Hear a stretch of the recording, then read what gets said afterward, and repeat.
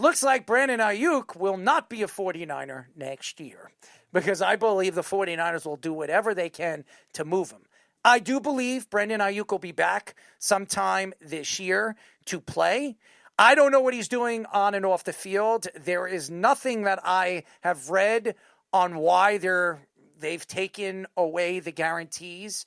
I'm sure when more of the story comes out, we'll hear about it, and I'm sure the 49ers are going to do whatever they can to keep it out of the tabloids, take it out of the papers or the magazines or whatever, whoever's going to try to get it from the media on why they're doing this. Now, Brandon Aiyuk hasn't played in a very long time. He is not 100% healthy, and he won't be 100% healthy even if he comes back this year. Remember, when you tear your ACL, it usually takes a full year after you come back to be at 100%.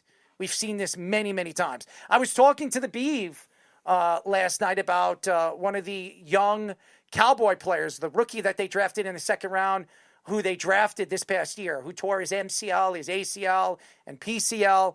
He just came back and he hasn't looked good. And I told him it usually takes a year for them to be at 100%. So obviously we're not going to see what he is as a player until probably next year or the year after.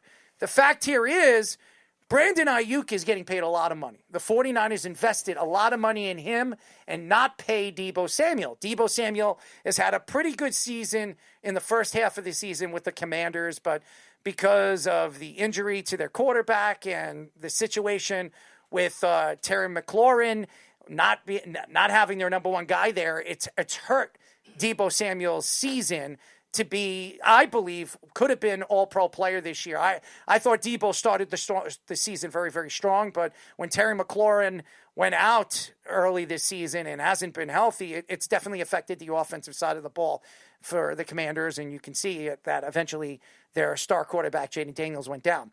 But the 49ers are a team that obviously didn't need Aiyuk all season long because of their schedule. The schedule was really one of the easier schedules in the NFC.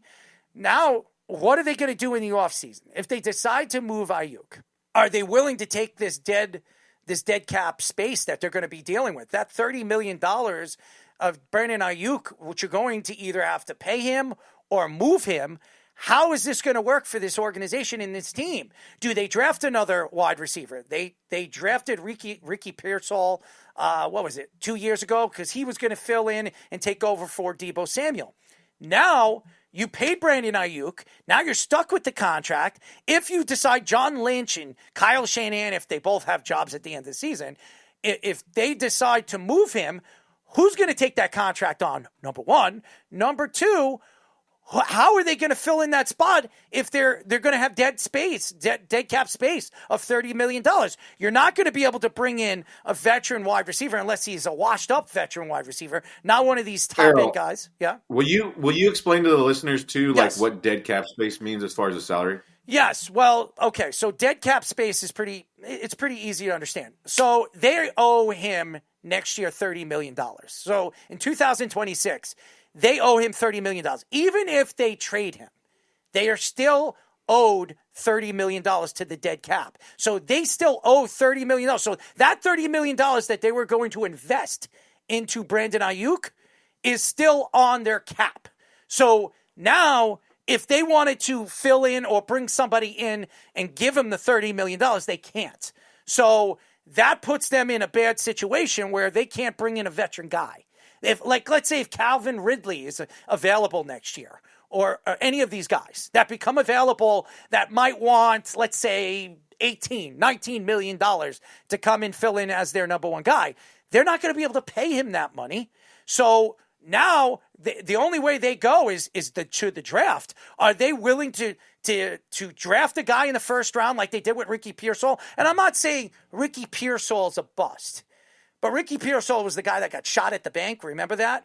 And Ricky Pearsall, I would say he's looked good in certain games, but he's been a shell of what they thought he was going to be as a first-round talent. They were comparing his skill to a Deebo Samuel. When Deebo Samuel was drafted, he was a second-round draft pick by the 49ers. When they brought him in, he was a dual threat. Ricky Pearsall is not a dual threat. They have not used Ricky Pearsall as a running back style of wide receiver. This is what they used with a guy like Deebo Samuel. And that, I think, has hurt them this year. Not having Deebo Samuel has absolutely hurt them, because not the fact that Christian McCaffrey isn't a star player. He is a sensational player. There's no question. He's one of the best running backs in the league. You're putting more pressure on a guy like Christian McCaffrey, where they can't spread the offense. They can't use the other guys out in the football field because, one, Brandon Aiyuk is out, and then there's George Kittle. George Kittle started the season up and down because he wasn't healthy. So now George Kittle's healthy, but George Kittle recently said he was not 100%. He won't be 100% for the rest of the season. He says he's more like 75, 80%. And now you're wondering, where are they going to get that second tier or even third tier offense from? If Brandon Aiyuk comes back, he's not going to be 100%. And now you're overloading a significant amount of money, $26 million of your cap to this man, which is not guaranteed anymore. Not at all, because of something that he did or probably said. And I remember, but after he got that contract, he wanted to be traded. So he's been forcing his way out. He never wanted to stay with the 49ers. The 49ers were the ones that gave him that $120 million contract. So there's a lot of questions with the 49ers. They're getting older. They're kind of like a lot of these teams in the NFL right now. Teams that, like the Kansas City Chiefs. Now, it's so funny because the Kansas City Chiefs and the 49ers have been two of the best teams in the NFL for the last 10 seasons. And both teams have great coaches, as you guys call Kyle Shanahan one of the elite coaches in the league. I don't, but that's on a whole nother grid.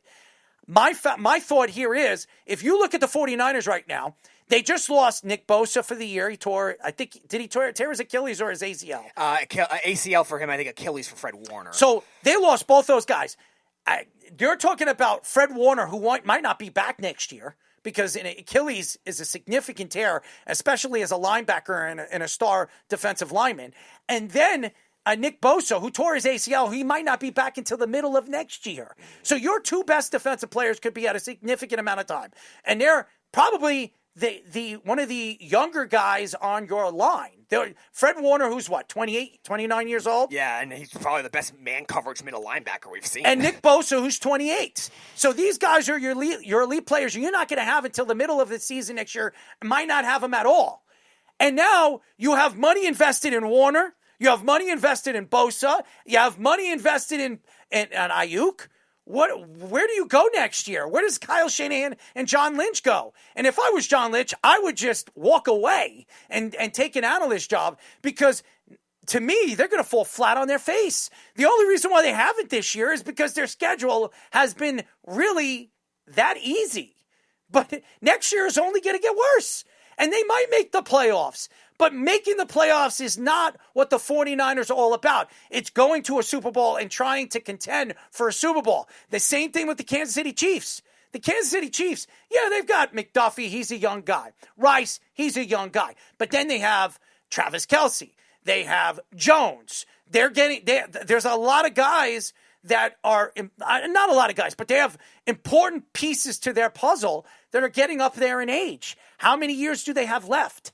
And where do the Kansas City Chiefs go when those guys fall out and they need to find somebody to replace those guys? And that's why it's been a problem for Kansas City, and why we talked about what Rice does to their offense. If Rice is a number one, that changes their offense completely. If Aiyuk comes back and he's 100%, how much does that change their offense? Significantly. Because they really don't have a number one wide receiver. Who's their number one guy right now? They don't have Jennings, one. Probably. They don't have one. Jennings was like a number 4 guy 2 years ago.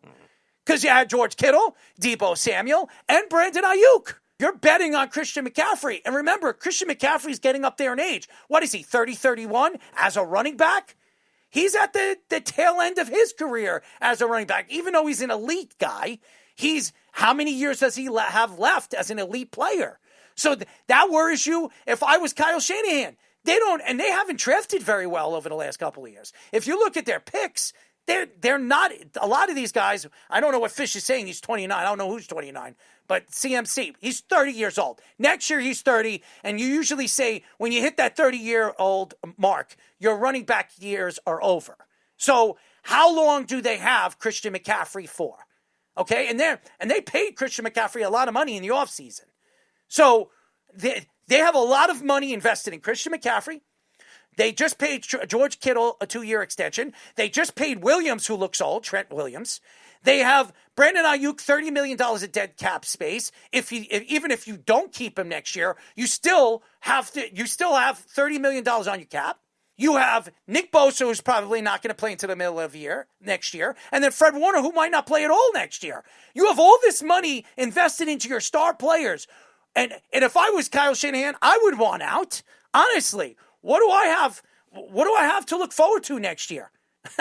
This team, and you have Robert Saleh. You're going to look forward to Robert Saleh as your defensive coordinator for a second year? I mean, honestly, and that division is getting better. The Rams are the best team right now in the league. Seattle might be the second best team in all of the NFC. So what do you have to look forward to? I mean, Arizona, because they're that bad? I mean, the 49ers are in trouble. And in this Aiyuk story, it only starts to, if you're a 49er fan, I know one who's a friend of Jabba's, friend of the show, Mr. Owen, who, by the way, told me yesterday, I'll take a picture of me in a dress. I said, that's not the deal, Owen.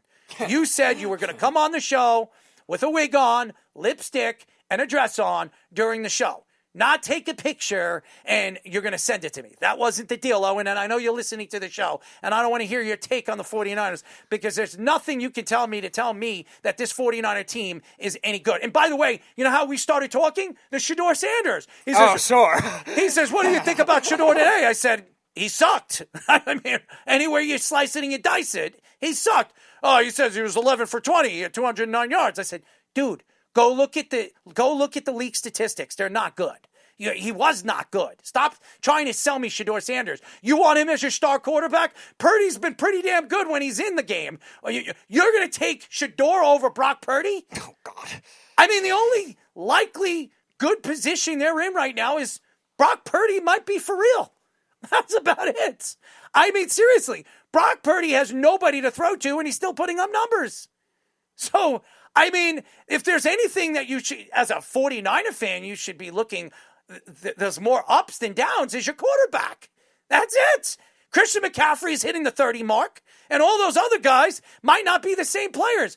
I don't know how this works out with the Aiyuk story. Aiyuk was what? When he got that contract, he was 26, right? Mm-hmm. And he coming off, I think he was the 7th or 8th best receiver. How old is he now? 27. So. He's going to be 28 next year. How long does it take for you to lose your elite speed as a star wide receiver? Probably to the age of 29, 30. Yeah. You're not the same player. Ask Calvin Johnson. He retired at 30. I mean, you usually lose a lot when you hit that 30 mark. So I don't know. And what is he saying? Oh, he's saying like after a torn ACL, it's going to be even harder. Yeah. I think Brandon Aiyuk, especially, he's one of the best route runners in the league. Yep. I don't know if. Yes, you need speed, but I don't know if you need that much speed to run a route. Mm-hmm. I mean, you can run a route and still be pretty efficient. So I'm not going to say it's a speed. I think it's off-the-field stuff. I think it's all the off-the-field stuff that nobody can nail. Nobody can tell us what's going on with Brandon Aiyuk.